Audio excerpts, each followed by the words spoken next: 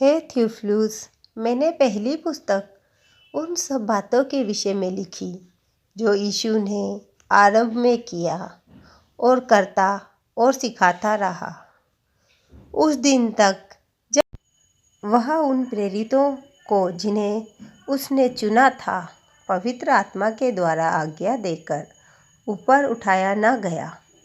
और उसने दुख उठाने के बाद बहुत से बड़े प्रमाणों से अपने आप को उन्हें जीवित दिखाया और 40 दिन तक वह उन्हें दिखाई देता रहा और परमेश्वर के राज्य की बातें करता रहा और उनसे मिलकर उन्हें आज्ञा दी कि यरूशलेम को ना छोड़ो, परंतु पिता की उस प्रतिज्ञा के की बाट जोड़ते रहो जिसे तुम मुझसे पहले सुन चुके हो।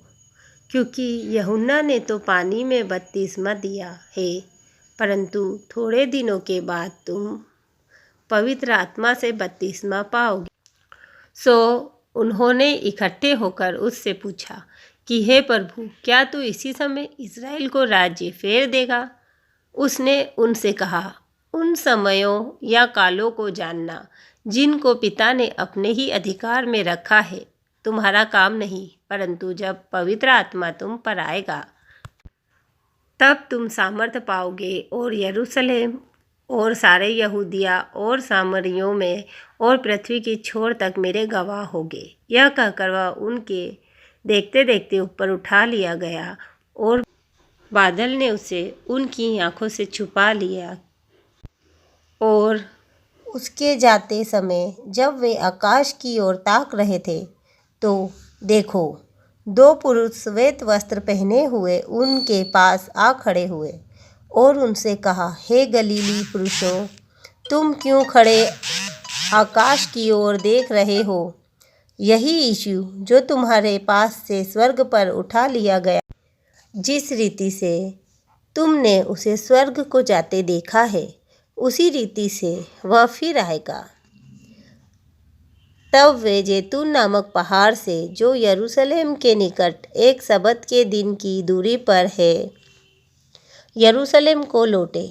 जब वे वहां पहुंचे तो उस अटारी पर गए जहां पतरस और यूहन्ना और याकूब और अन्द्रियास और फिलिप्पुस और थोमा और बरतुल्मै और मती और हलफई का पुत्र याकूब और शामोन जेलोतेस और याकूब का पुत्र यहूदा रहते थे।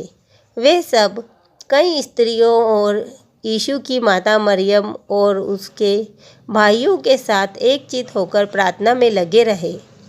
उन्हीं दिनों में पतरस भाइयों के बीच में, जो 120 व्यक्ति के लगभग थे, खड़ा होकर कहने लगा, हे भाइयों, अवश्य था कि पवित्र शास्त्र का वह लेख पूरा हो जो पवित्र आत्मा ने दाऊद के मुख से यहूदा के विषय में, जो यीशु के पकड़वाने वालों का अगुआ था, पहले से कहा था, क्योंकि वह तो हम में गिना गया और इस सेवकाई में सहभागी हुआ। उसने अधर्म की कमाई से एक खेत मोल लिया और सिर के बल गिरा और उसका पेट फट गया और उसकी सब अतड़ियाँ निकल पड़ी। इस बात को यरूशलेम के सब रहने वाले जान गए, यहाँ तक कि उस खेत का नाम उसकी भाषा में हकलदमा अर्थात लहू का खेत पड़ गया।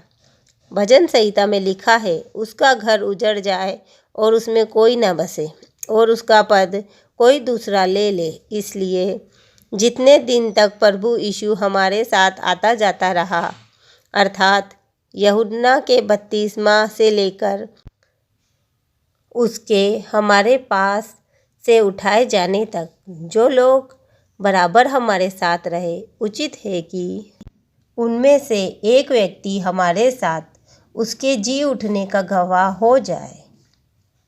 तब उन्होंने 2 को खड़ा किया, एक यूसुफ को जो बरसब्बा कहलाता है, जिसका उपनाम युस्तुस है, दूसरा मत्तियाह को, और यह प्रार्थना की, हे प्रभु, तू जो सबके मन जानता है, यह प्रगट कर कि इन दोनों में से तू किसको चुना है कि वह इस सेवकाई और प्रेरिताई का पद ले, जिसे यहूदा छोड़कर अपने स्थान को चला गया।